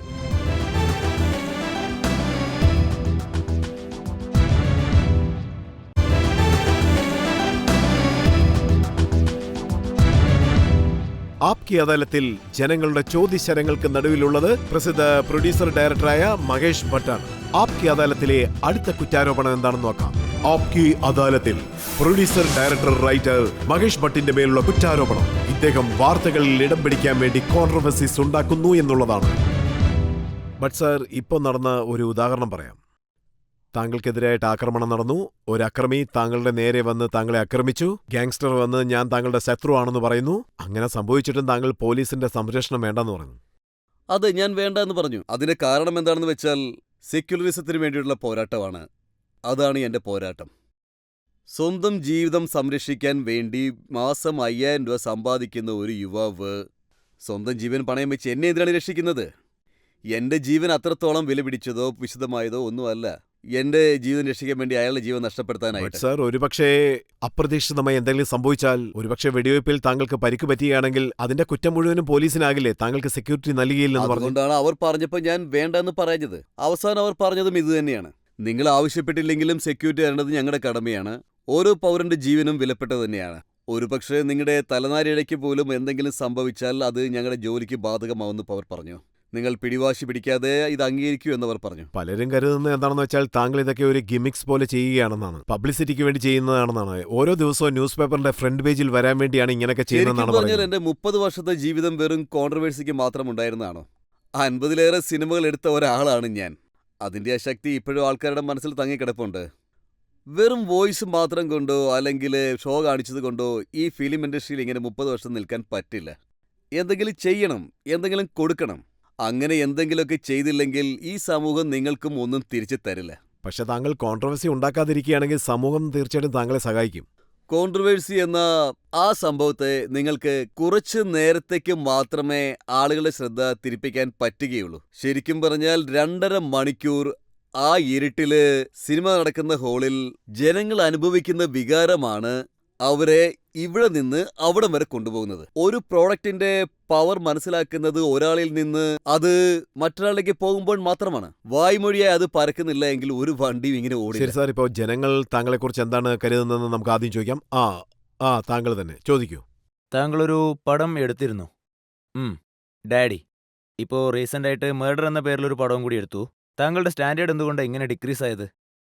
നിങ്ങൾ ഈ പറയുന്ന ഡിക്രീസ് ബോക്സ് ഓഫീസിൽ ഇൻക്രീസ് ആയിരുന്നു. പക്ഷേ ഇപ്പോൾ ഉള്ള നിങ്ങൾ ഡാഡി കാണണമെന്ന് പറയുന്നു, പക്ഷേ ഇവിടെ ആളുകൾ കാണാൻ ആഗ്രഹിക്കുന്നത് മർഡർ മൂവിയാണ്. ഇതാണ് മാർക്കറ്റിന്റെ യഥാർത്ഥ സത്യം. ഡാഡി പടം എടുത്തപ്പോ അത് തിയേറ്ററിൽ റിലീസ് ചെയ്തപ്പോ അതൊരു ഫ്ലോപ്പ് മൂവിയായിരുന്നു. ടെലിവിഷനിലൊക്കെ ഓടി, ഒരുപാട് പേര് നല്ലത് പറഞ്ഞു. അവാർഡൊക്കെ കിട്ടി, ഒരുപാട് പേർ കണ്ടു. പക്ഷെ അതൊരു മർഡർ മൂവിയാണ്. ആൾക്കാരൊക്കെ ഇങ്ങനെ കുറ്റം പറയും, എന്നിട്ട് ടിക്കറ്റ് വാങ്ങുകയും ചെയ്യും. ടിക്കറ്റ് മാത്രമല്ല, DVD-യും വാങ്ങും, മ്യൂസിക് CD-യും വാങ്ങും. ഇതാണ് മാർക്കറ്റിലെ സത്യം. എന്നാൽ നമ്മുടെ ഇന്ത്യ, അതായത് 1990-ലെ ഇന്ത്യ, 21st സെഞ്ച്വറിയിലെ ഇന്ത്യ മാറിയിരിക്കുന്നു. ലോകം മാറിയിരിക്കുന്നു. MTV ചാനൽ V വന്നതിന് ശേഷം നിങ്ങളുടെ വീടുകളിൽ ഒരുപാട് മാറ്റം ഉണ്ടായി. നിങ്ങൾ ഈ ഡ്രസ്സ് ഇട്ടിരിക്കുന്നത് പോലെ തന്നെ, ഇവിടെ വന്നിരിക്കുന്ന പെണ്ണുങ്ങൾ ഡ്രസ്സ് ധരിച്ചിരിക്കുന്ന പോലെ തന്നെ നമ്മുടെ ജീവിത രീതികൾ മൊത്തം മാറിപ്പോയി. നമ്മുടെ ലൈഫ് സ്റ്റൈൽ മാറിപ്പോയി. സമൂഹം ഇങ്ങനെ മാറിക്കൊണ്ടേയിരിക്കും. അതിനെയാണ് നിങ്ങൾ ഡിസ്റ്റോറീസ് എന്ന് പറയുന്നത്. പക്ഷെ എന്നെ സംബന്ധിച്ചിടത്തോളം ബോക്സ് ഓഫീസിൻ പ്രകാരം, അതായത് ബ്രാൻഡിന് വേണ്ടി പൊസിഷൻ പ്രകാരം നോക്കുകയാണെങ്കിൽ അതിനെ ഞാനൊരു ഗ്രോത്ത് ആയിട്ട് തന്നെയാണ് ബട്ട് കാണുന്നത്. സാർ, താങ്കൾ സമൂഹം മാറുന്നതിനെ കുറിച്ച് സംസാരിക്കുന്നു, പക്ഷേ താങ്കൾ തന്നെ മാറിയതായിട്ടാണ് കരുതുന്നത്. സാരാംശം പോലെ നല്ല നല്ല സിനിമകൾ താങ്കൾ ചെയ്തു തരുന്നതാണ്. പക്ഷേ ഇപ്പോ മർഡർ, സെഗർ പോലുള്ള സിനിമകളാണ്. നോക്കൂ, കാര്യം അതായത് ഇപ്പോൾ ക്ലാപ്പ് ചെയ്തവർക്കിടയിൽ അവരോട് തന്നെ ചോദിച്ചു നോക്കൂ, അവരുടെ മനസ്സെന്താന്ന് ചോദിച്ചു നോക്കൂ. ഒരു പക്ഷേ മനസ്സുണ്ടെങ്കിൽ അവർ സഖം കാണുമോ അതോ മർഡർ മൂവി കാണുമോ? അവരോട് തന്നെ ചോദിച്ചു നോക്ക്. അവർക്ക് മർഡർ ആയിരിക്കും ഇഷ്ടപ്പെടുക. ഇവരെല്ലാരും പോയി സക്കം പടം കണ്ടിരുന്നെങ്കിൽ അതൊരു സൂപ്പർ ഫ്ലോപ്പ് ആകില്ലായിരുന്നു. സക്കം മൂവിക്ക് എന്റെ വീട്ടിൽ നിന്നെടുത്ത കാശ് 3.5 കോടി രൂപയാണ് ചെലവാക്കിയത്. 1 രൂപ പോലും തിരിച്ചു കിട്ടില്ല. വെറും 60,000 രൂപയുടെ ഒരു അവാർഡ് മാത്രമാണ് ലഭിച്ചത്. ആ സർട്ടിഫിക്കറ്റ് ഇപ്പോഴും എന്റെ വീടിന്റെ ഭിത്തിയിൽ തൂങ്ങിക്കിടപ്പുണ്ട്. കിട്ടിയ ആ മെഡലാണെങ്കിൽ കാലപ്പഴക്കം കൊണ്ട് കറുത്തു പോവുകയും ചെയ്തു. അപ്പൊ താങ്കൾ കച്ചവടം ആവുന്ന പോലുള്ള സിനിമകളാണ് എടുക്കുന്നത്. പക്ഷേ ഇപ്പോൾ താങ്കൾ ഒരു പ്രൊഡ്യൂസർ ഡയറക്ടറിൽ നിന്ന് മാറി കച്ചവട മനോഭാവത്തോടെ. അത് ശരിയാണ്, താങ്കൾ പറഞ്ഞത് ശരിയാണ്. ഞാൻ എപ്പോഴും പടങ്ങൾ കച്ചവടത്തിന് വേണ്ടി മാത്രമാണ് ചെയ്യാറുള്ളത്. ബോക്സ് ഓഫീസിൽ ഹിറ്റാകാൻ വേണ്ടിയാണ് എടുക്കാറ്. പക്ഷേ ആ സിനിമയ്ക്കുള്ളിൽ ഞാൻ സാമൂഹ്യ സേവനം ലക്ഷ്യമാക്കാറുണ്ട്. അതുകൊണ്ടാണ് നമ്മൾ രാജസ്ഥാനെക്കുറിച്ചും സിനിമ എടുക്കുന്നത്, ഒറീസ സൈക്ലോണിനെ കുറിച്ചും സിനിമ എടുക്കുന്നത്. അതുപോലെ ജമായത്തുൽ ഹിന്ദ് ആ ഹിസ്റ്ററിയെക്കുറിച്ചും സിനിമ എടുക്കുന്നു. ഇപ്പോ അസാമിനെ കുറിച്ച് സിനിമ എടുക്കുന്നു. ഞങ്ങൾക്കൊരു കാര്യം വ്യക്തമായിട്ട് മനസ്സിലായിട്ടുണ്ട്. അതായത് ചില കാര്യങ്ങൾ മാത്രം ആളുകൾ പബ്ലിക്കിന് മുന്നിൽ വാവു വാവെന്ന് പറയും, എന്നിട്ട് കാശ് കൊടുത്ത് അത് വാങ്ങുകയില്ല. ക്ലാസിക്കിനൊക്കെ കൈയടിക്കും, എന്നിട്ട് വാങ്ങുന്നത് ജെയിംസ് ഹാർലി ചേസും. താങ്കൾ സിനിമകൾ വിൽക്കുന്നതിൽ പ്രശ്നമില്ല, ഞങ്ങൾ വേണ്ടാന്നും പറയുന്നില്ല. താങ്കൾ സിനിമ വിൽക്കാൻ വേണ്ടി എന്ത് വേണമെങ്കിലും ചെയ്തോളൂ. പക്ഷെ അശ്ലീലങ്ങൾ വളരെയധികം കൂടുതലാണ്. ആങ്ങള, ചേച്ചി, ഒരു കുടുംബമായിട്ട് ഇരുന്ന് കാണാൻ പറ്റാത്ത രീതി. താങ്കൾ തീർച്ചയായും ഈ ചോദ്യത്തിന് ഉത്തരം നൽകിയേ മതിയാവും. അതിന്റെ കാര്യം എന്താണെന്ന് വെച്ചാൽ, ഒരു വിഷയത്തെ ഞാൻ നിങ്ങളോട് നേരിട്ട് പറയാനായിട്ട് ആഗ്രഹിക്കുന്നു. ഞാൻ എടുക്കുന്ന സിനിമകളെല്ലാം തന്നെ ഇന്ത്യയിലെ സെൻസർ ബോർഡിനെ കാണിച്ചിട്ടാണ്, അവരുടെ നിന്ന് സർട്ടിഫിക്കറ്റ് വാങ്ങിയ ശേഷമാണ് ഞാൻ റിലീസ് ചെയ്യുന്നത്. ഇതൊരു ലീഗലായ പ്രോസസ്സാണ്. ദാ നോക്കൂ സർ, ഇതുപോലുള്ള സിനിമകൾ സെൻസർ ബോർഡ് അപ്രൂവ് ചെയ്തു കഴിഞ്ഞാൽ ഞങ്ങൾ സെൻസർ ബോർഡിനെതിരായിട്ട് സമരം ചെയ്യേണ്ടി വരും. എനിക്ക് അങ്ങനെയുള്ള ഇനിയൊരു പ്രശ്നങ്ങളെ കാര്യം പറ്റി പറഞ്ഞാൽ ഞാൻ താങ്കളുടെ വലിയ ഫാനാണ്. പക്ഷേ തെറ്റിനെ തെറ്റെന്നല്ലേ പറയാൻ പറ്റൂ. താങ്കളുടെ സിനിമകളിൽ കൂടുതലും ഈ ഗ്ലാമർ കാണിക്കുന്ന രീതിയിൽ അത് താങ്കളുടെ പരിധികൾ പേരെന്താണ്? ലംഘിച്ചു പോകുന്നു. താങ്കളുടെ പേരെന്താ? ഷബ്നം ഖാൻ. ഷബ്നം ഖാൻ. ഞാൻ 50-ലേറെ സിനിമകൾ എടുത്ത ഒരാളാണ്. നിങ്ങൾ മർഡറിനെ കുറിച്ചാണ് സംസാരിക്കുന്നത് അതോ ജിസത്തെ കുറിച്ചാണ്? സാറ് പറയുന്നത് സക്കം പടത്തിനെ കുറിച്ചല്ലേ? അതാരും കണ്ടില്ലെന്നല്ലേ സാറ് പറയുന്നത്? പക്ഷെ ആ സിനിമയെ ഞാൻ ഫുള്ള് കണ്ടിരുന്നു. അവിടെ തിയേറ്ററിൽ ഒരു വലിയ സർട്ടിഫിക്കറ്റ് വെച്ചിട്ടുണ്ട്, ഇത് അഡൽസിലുള്ളത് മാത്രമാണെന്ന്. ആ പടത്തിൽ എന്താ ഉള്ളതെന്ന് ഉറപ്പായിട്ടും നിങ്ങൾക്ക് ക്രിട്ടിക്സ് മുഖേന അറിഞ്ഞ് കാണുകയും ചെയ്യാമായിരിക്കും. നിങ്ങൾക്ക് മനസ്സിലാകുമല്ലോ, ഈ നാട്ടില് ഓരോ ക്ഷേത്രത്തിലും സെക്ഷുവലായിട്ടുള്ള ശില്പങ്ങളൊക്കെയുണ്ട്. നമ്മുടെ രാജ്യത്ത് വാൽസാനെ കുറിച്ചും സംസാരിക്കാറുണ്ട്. അതായത് ഞങ്ങൾ ഈ സിനിമകൾ ആരെയും പ്രത്യേകിച്ച് അവമാനിക്കാൻ വേണ്ടിയിട്ട് മനഃപൂർവ്വം ഉണ്ടാക്കുന്നതൊന്നും അല്ല. സ്വന്തം ജീവിതത്തിൽ അവരെങ്ങനെയൊക്കെ പെരുമാറുമെന്ന് നമുക്ക് ഊഹിക്കാൻ പറ്റും. നിങ്ങൾക്ക് ഇങ്ങനെയുള്ള സിനിമകൾ ഇഷ്ടമല്ലെങ്കിൽ നിങ്ങളത് കാണാൻ വേണ്ടി നിൽക്കണ്ട. ഇങ്ങനെയുള്ള സിനിമകൾ കാണാൻ ആഗ്രഹിക്കുന്നില്ലെങ്കിൽ നിങ്ങളത് കാണണ്ട.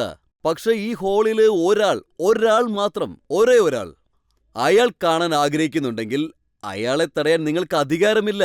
അത് വൃത്തികെട്ട സിനിമയാണ്, അത് കാണരുതെന്ന് പറയാൻ നിങ്ങൾക്ക് അധികാരമില്ല. ഞാൻ ആ ഒരു വ്യക്തിക്ക് വേണ്ടിയാണ് സിനിമ എടുക്കുന്നത്. ബാക്കി 99% വേണ്ടിയിട്ടല്ല ഞാൻ സിനിമ എടുക്കുന്നത്. ആ അവകാശം എനിക്കില്ലേ?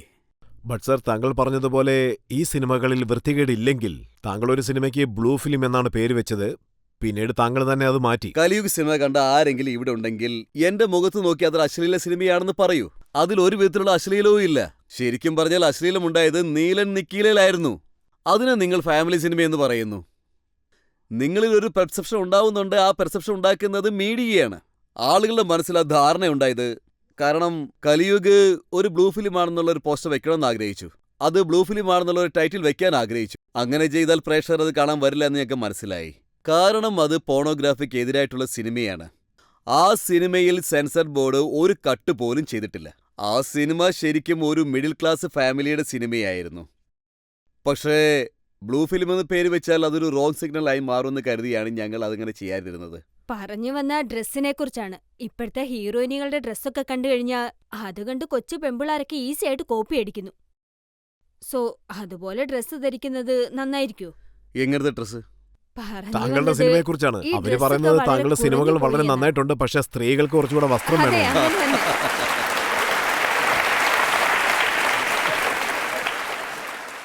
അതായത് ഹീറോയിനുകൾ ഇന്ത്യൻ ഡ്രസ്സ് ധരിച്ചു കഴിഞ്ഞാൽ അത് ഞങ്ങൾക്ക് ഇഷ്ടപ്പെടില്ലെന്ന് കരുതിയോ? ഹീറോയിന് സൽവാർ കമീസൊക്കെ ഇട്ട് കൊടുക്കണമെന്ന് ഞങ്ങൾ ആഗ്രഹിക്കാറുണ്ട്. പക്ഷേ ഹീറോയിൻസ് ഞങ്ങളോട് ചോദിക്കുന്നത് നിങ്ങൾ ഞങ്ങളെ ഇവിടുന്ന് ഓടിക്കാൻ വേണ്ടിയിട്ടാണോ എന്ന്. രാഖി സാവന്ത് ഇടുന്ന പോലെ ഡ്രസ്സ് ഇടാൻ ഞങ്ങളും ആഗ്രഹിക്കുന്നുണ്ടെന്ന് പറയും.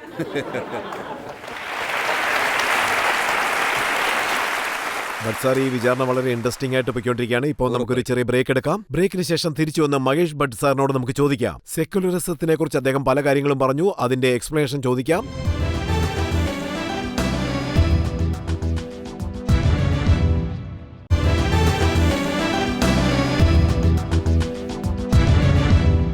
ആപ്കി അദാലത്തിൽ ഇന്ന് നമ്മൾ വിചാരണ നടത്തിക്കൊണ്ടിരിക്കുന്നത് പ്രൊഡ്യൂസർ ഡയറക്ടറായ മഹേഷ് ഭട്ടിനോടാണ്. ജനങ്ങൾക്ക് വേണ്ടി പല ചോദ്യങ്ങളും നമ്മൾ ചോദിച്ചു. അദ്ദേഹത്തിനെതിരായിട്ട് പല കുറ്റങ്ങളും നമ്മൾ ആരോപിച്ചു. അടുത്ത കുറ്റാരോപണം എന്താണെന്ന് നമുക്ക് നോക്കാം. ആപ്കി അദാലത്തിൽ പ്രൊഡ്യൂസർ ഡയറക്ടർ മഹേഷ് ഭട്ടിനെതിരായ കുറ്റാരോപണം ഇദ്ദേഹം സെക്യുലറിസം എന്ന പേരിൽ തനിക്ക് വേണ്ടി ഒരു കട നടത്തുന്നു എന്നുള്ളതാണ്. ഭട്ട് സാർ, നാട്ടിൽ താങ്കളെ മുസ്ലിങ്ങളുടെ രക്ഷകനായും അവരുടെ മസീഖാനായും ഒരു രക്ഷകന്റെ റോൾ ചെയ്യാൻ താങ്കൾ ആഗ്രഹിക്കുന്നുണ്ടോ? ഒരു പക്ഷേ അത് സത്യമാണെന്ന് തന്നെ കരുതാം. ഇതുകൊണ്ട് എവിടുന്നാണ് എനിക്ക് ലാഭം ലഭിക്കുന്നത്? ഏത് സിംഹാസനത്തിലിരുന്നാണ് ഞാൻ ഭരണം നടത്തേണ്ടത്? അതാണ് ഞങ്ങളും താങ്കളോട് ചോദിക്കാൻ ആഗ്രഹിക്കുന്നത്. താങ്കൾ ഏത് സിംഹാസനം പിടിക്കാനാണ്? നോക്കൂ, ഓരോ മനുഷ്യനും ജോലി ചെയ്യുന്നതിന് പിന്നിൽ ഓരോരോ കാരണങ്ങളുണ്ട്. അതാദ്യം മനസ്സിലാക്കണം. എനിക്ക് സെക്യുലറിസത്തെ പറ്റി പറയേണ്ട ആവശ്യമുണ്ട്. കാരണം എന്റെ ജീവിതം അതുമായി ബന്ധപ്പെട്ടിട്ടുള്ളതാണ്.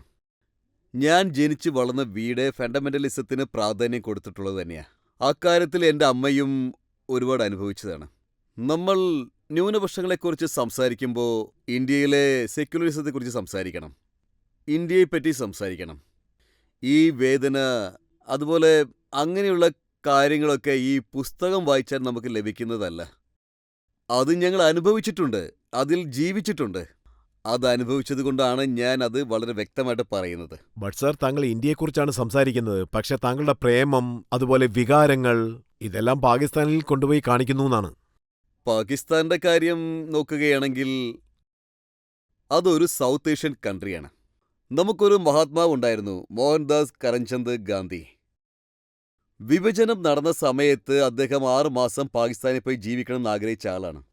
പാകിസ്ഥാനിൽ ഇപ്പോഴും എൻ്റെ അമ്മ മരിച്ചതിന് ശേഷം എനിക്ക് മറ്റൊരു അമ്മയെ ലഭിച്ചിരിക്കുകയാണ്, ഹമീദ് അരുൺ. അദ്ദേഹം ഒരു CEO ആണ്, അദ്ദേഹത്തിൻ്റെ അമ്മയാണ്. അവർ എന്നെ മകനായി അംഗീകരിച്ചിരിക്കുന്നു. എനിക്ക് നേരെ ഇവിടെ വെടിവെപ്പുണ്ടായപ്പോൾ ആ അമ്മ അവിടെ നിന്ന് എനിക്ക് വേണ്ടി പ്രാർത്ഥിച്ചു. ഞാൻ ഒരിക്കലും ട്രൈബലിസത്തെ സപ്പോർട്ട് ചെയ്യുന്നില്ല. അതിൽ അവർ പറയുന്നത്, നിങ്ങൾ പാകിസ്ഥാനിൽ പോയി അവരെ ചീത്ത വിളിച്ചില്ലെങ്കിൽ, നിങ്ങൾ പാകിസ്ഥാൻ നശിക്കണമെന്ന് ആഗ്രഹിക്കുന്നില്ല എങ്കിൽ നിങ്ങളെ ഒരു ഇന്ത്യനായിട്ട് ഞങ്ങൾ അംഗീകരിക്കില്ല എന്നാണ്. അതായത് ബട്ട് സാർ, ഒരു ഇന്ത്യൻ ആർട്ടിസ്റ്റിന് പാകിസ്ഥാനിൽ പോയി പെർഫോം ചെയ്യാനുള്ള സ്വാതന്ത്ര്യമില്ല. അവിടെ ഒരു കോൺസെപ്റ്റ് നടത്താൻ പറ്റില്ല, ഒരു ഷോ നടത്താൻ പറ്റില്ല. അതായത് നിങ്ങൾ പറഞ്ഞു വരുന്നത് അവരും നമ്മളെ നടത്തുന്ന വഴി തെറ്റാണെങ്കിൽ നമ്മളും ആ വഴി നടക്കണമെന്ന് തന്നെയാണോ? പിന്നെ നമുക്ക് എന്തുയർച്ചാലുണ്ടാവുക? നമ്മൾ വളരണമെങ്കിൽ അവരുടെ കൈ പിടിച്ചുകൊണ്ട് അവർ പോകേണ്ട വഴിയിൽ കൂടി അവരെ നടത്തിയേ പറ്റൂ. നമ്മൾ അങ്ങനെ ചെയ്യുന്നതല്ലേ അതിന്റെ ശരി? അതുകൊണ്ടാണോ സോയബ് അക്തറിനെ താങ്കളുടെ സിനിമകളിൽ ചേർക്കാൻ ആഗ്രഹിക്കുന്നത്? പാകിസ്ഥാൻ ആക്ടർ മീരയെ താങ്കളുടെ പടത്തിൽ ചേർക്കാൻ ആഗ്രഹിക്കുന്നത്? അതെ, ഉറപ്പായിട്ടും. നമ്മുടെ പ്രധാനമന്ത്രി മൻമോഹൻ സിംഗ് എന്നോട് പറഞ്ഞ കാര്യം തന്നെയാണ്. പെർഫോമിംഗ് ആർട്സ് മുഖേന സിനിമ എന്ന മാധ്യമത്തിലൂടെ നിങ്ങൾ ആളുകൾക്കുള്ളിലെ വികാരങ്ങൾ ഉണർത്തണം. അതാണ് ഞാൻ ചെയ്തുകൊണ്ടിരിക്കുന്നത്. അത് അടൽജിയും പറഞ്ഞിരുന്നു. അതായത് ഈ സൗത്ത് ഏഷ്യൻ യൂണിയൻ എങ്ങനെയാണ് ഉണ്ടാവുക? അത് സങ്കല്പിച്ചാൽ മാത്രം പോരാ, നമ്മൾ ഇറങ്ങി വർക്ക് ചെയ്തേ മതിയാകൂ. അപ്പോഴേ എന്തെങ്കിലുമൊക്കെ നടക്കൂ. ഒരു സുപ്രഭാതത്തിൽ എഴുന്നേറ്റിട്ട് വന്നിട്ട് സൗത്ത് ഇന്ത്യൻ ഏഷ്യൻ യൂണിയൻ ഉണ്ടാകണമെന്ന് പറഞ്ഞാൽ നടക്കുന്ന കാര്യമാണോ? അതിനുവേണ്ടി വർക്ക് ചെയ്തേ പറ്റൂ. അതിനുവേണ്ടിയാണ് നമ്മൾ ശ്രമിക്കുന്നത്. എന്നാൽ ബന്ധങ്ങൾ വളരും. താങ്കൾ അതിനാണോ ശ്രമിക്കുന്നത്, അതോ പടത്തിന്റെ മാർക്കറ്റിംഗിന് വേണ്ടിയാണോ ഇതെല്ലാം ചെയ്യുന്നത്? ഇല്ല, പാകിസ്ഥാനിൽ മാർക്കറ്റ് ഒന്നും ഇല്ല. പാകിസ്ഥാനിൽ മാർക്കറ്റ് ഉണ്ടെങ്കിൽ അതൊക്കെ വലിയ സ്റ്റാറിന് മാത്രമേ ഉള്ളൂ. അവിടെയും ഇവിടുത്തെ പോലെ തന്നെയാണ്. വലിയ സ്റ്റാറുകൾ അഭിനയിച്ച പടത്തിന് മാത്രമേ മാർക്കറ്റ് ഉണ്ടാവുകയുള്ളൂ. പാകിസ്ഥാനും ഡൽഹിയും തമ്മിൽ വളരെയധികം ദൂരമുണ്ട്. അത് പതിയെ വളരെ നിയന്ത്രണങ്ങൾ കൊണ്ട് മാത്രമേ ആ കഥകൾ തുറക്കുകയുള്ളൂ. പക്ഷേ ഒരു കാര്യം സത്യമാണ്, എനിക്ക് പാകിസ്ഥാനിൽ കിട്ടുന്ന ടാലൻസ്, അതായത് ഇപ്പോൾ ഉള്ള ഈ അവൈലബിൾ ഡേറ്റില്, അതായത് ഇവിടെയുള്ള ഫിലിം ഇൻഡസ്ട്രി നല്ല ലാഭത്തിലാണ് പോകുന്നത്. അവിടുന്ന് മ്യൂസിക് എടുക്കുന്നു. ഇപ്പം മർഡർ പടം തന്നെ നോക്കൂ, സെഹറിന്റെ കാര്യം നോക്കൂ, അതുപോലെ തന്നെ ഗാങ്സ്റ്ററിന്റെ കാര്യം നോക്കൂ. ആ എല്ലാ ടാലൻസും പാകിസ്ഥാനിൽ നിന്നാണ് കൊണ്ടുവന്നത്. ആ പാട്ടുകൾ ഉണ്ടാക്കിയിരിക്കുന്നത്, ആ പാട്ടുകളൊക്കെ പുതുതായിട്ട് ഇൻവൈറ്റ് ചെയ്ത് ആളുകളിലേക്ക് എത്തിച്ചിരിക്കുന്നു. നമ്മുടെ ഇൻഡസ്ട്രി അങ്ങനെ നല്ലൊരു വളർച്ചയുടെ അതുകൊണ്ടാണോ പാതയിലാണ്. താങ്കൾ പാകിസ്ഥാൻ ആർട്ടിസ്റ്റിനെ ഇവിടേക്ക് കൂട്ടിക്കൊണ്ടുവന്ന് സഹായങ്ങൾ ചെയ്ത് അവരെ സ്റ്റാർ ആക്കുന്നതെല്ലാം താങ്കളുടെ സെക്യുലറിസത്തിനെ കുറച്ചുകൂടെ സ്ട്രോങ് ആക്കാൻ വേണ്ടിയാണോ ഇതെല്ലാം ചെയ്യുന്നത്? അല്ല, അതിൽ ബിസിനസ്സും ഉണ്ട്. പിന്നെ സെക്യുലറിസം എന്നത് എന്നു മുതലാണ് ഈ മോശമായത്? എനിക്ക് ഇപ്പോഴൊരു കാര്യം മനസ്സിലാവുന്നില്ല.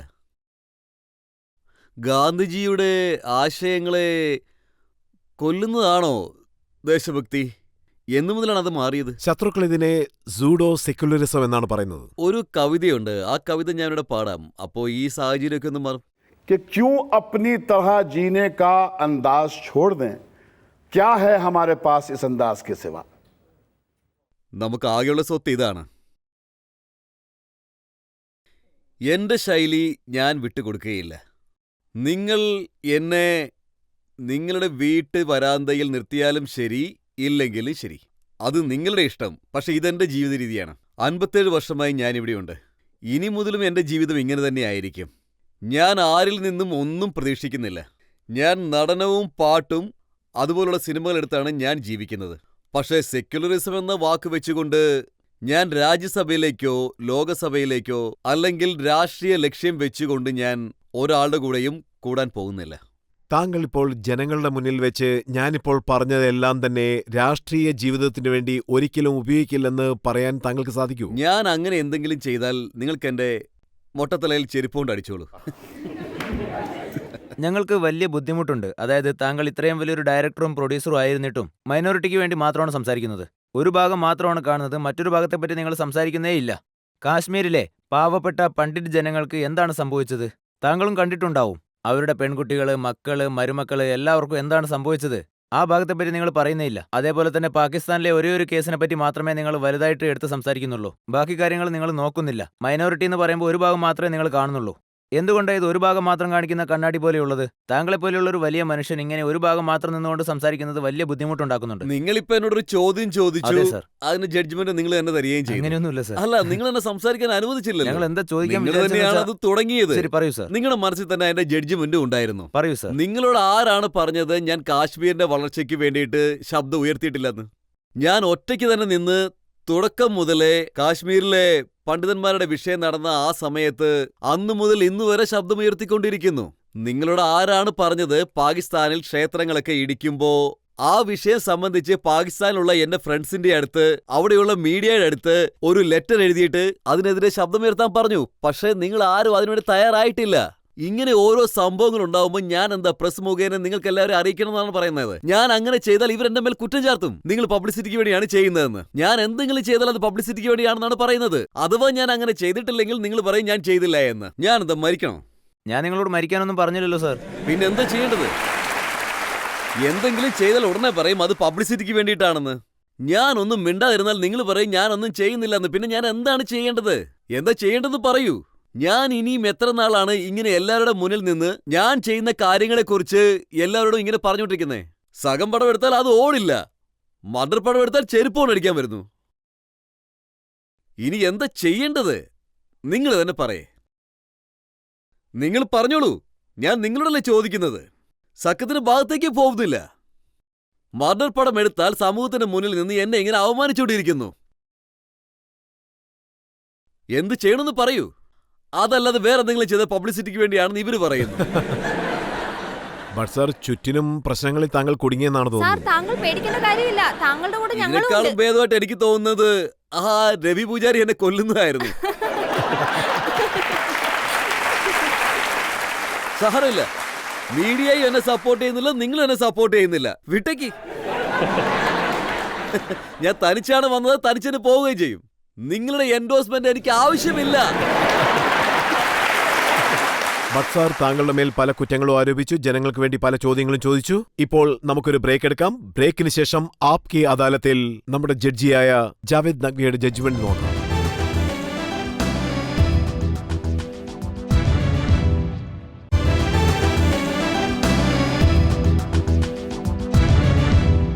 ആപ്കി അദാലത്തിൽ ഇന്ന് നമ്മൾ മഹേഷ് ഭട്ടിനോട് അദ്ദേഹത്തിന്റെ അണ്ടർവേൾഡ് കണക്ഷനെ കുറിച്ച് ചോദിച്ചു. അദ്ദേഹം ദാവൂദ് ഇബ്രാഹിമിന് വേണ്ടി പ്രവർത്തിക്കുന്നുണ്ടോ എന്ന് നമ്മൾ ചോദിച്ചു. അതിനുശേഷം മഹേഷ് ഭട്ടിനോട് നമ്മൾ സൂഡോ സെക്യുലറിസത്തിനെ കുറിച്ച് ചോദിച്ചു. അതിനുശേഷം അദ്ദേഹത്തിനോട് എപ്പോഴും ചർച്ചകളിൽ അകപ്പെടുന്ന അദ്ദേഹത്തിന്റെ സ്വഭാവത്തിനെ കുറിച്ചും നമ്മൾ ചോദിച്ചു. ആപ്കി അദാലത്തിൽ ഇന്ന് നടന്ന പൂർണ്ണമായ വിചാരണയുടെ ജഡ്ജ്മെന്റ് എന്താണെന്ന് നമുക്ക് ജഡ്ജിയോട് തന്നെ ചോദിക്കാം. മഹേഷ് ഭട്ട് സർ, നിങ്ങളൊരു വളരെ മികച്ച സക്സസ്ഫുൾ ആയിട്ടുള്ള ഒരു ഫിലിം മേക്കറാണ്. 2 വാക്കുകളിൽ പറയുകയാണെങ്കിൽ എൻ്റെ ഒരു അണ്ടർസ്റ്റാൻഡിങ് താങ്കൾക്ക് മനസ്സിലാവും. ഒരു ഭാഗത്ത് താങ്കൾ പറഞ്ഞിരുന്നു മൊഹറത്തിന്റെ മനോഹരമായ സംഗീതം താങ്കളുടെ മനസ്സിലുണ്ട് എന്ന്. മറ്റൊരു ഭാഗത്ത് ഗണപതി ക്ഷേത്രത്തിലെ മോദകത്തിന്റെ രുചി താങ്കളുടെ നാക്കിൽ ഇപ്പോഴും ഉണ്ട് എന്നും പറഞ്ഞു. അതുകൊണ്ട് ഞങ്ങൾ ഇവിടെ കണ്ട കാര്യങ്ങൾ വെച്ച് നോക്കുമ്പോൾ ഈ വാക്കുകൾ വളരെ യോജിച്ചതായിരിക്കുമെന്ന് വിശ്വസിക്കുന്നു. कि जाहिद तंग नजर ने मुझे काफिर जाना और काफिर ये समझता है मुसलमान हूं मैं. ഗംഭീരം ഗംഭീരം. സാർ, ഇത് താങ്കൾക്ക് വേണ്ടിയാണ് സാർ. ഒപ്പം ഞാനൊരു വാണിംഗ് കൂടി നിങ്ങൾക്ക് തരാം. ഈ നീതിപീഠം താങ്കളോട് ഈ ഒരു കാര്യത്തെ വളരെ ശ്രദ്ധയോടെ കാണണമെന്ന് അഭ്യർത്ഥിക്കുകയാണ്. താങ്കൾക്കും അണ്ടർവേൾഡിനും യാതൊരു ബന്ധവുമില്ല എന്ന് താങ്കൾ ഇവിടെ പറഞ്ഞു. പക്ഷേ അണ്ടർവേൾഡിലെ ചില വക്കീൽമാരുമായിട്ട് താങ്കൾക്ക് ബന്ധമുണ്ട്. ആ കാര്യം ഇവിടെ തെളിയിക്കപ്പെടുകയും ചെയ്തു.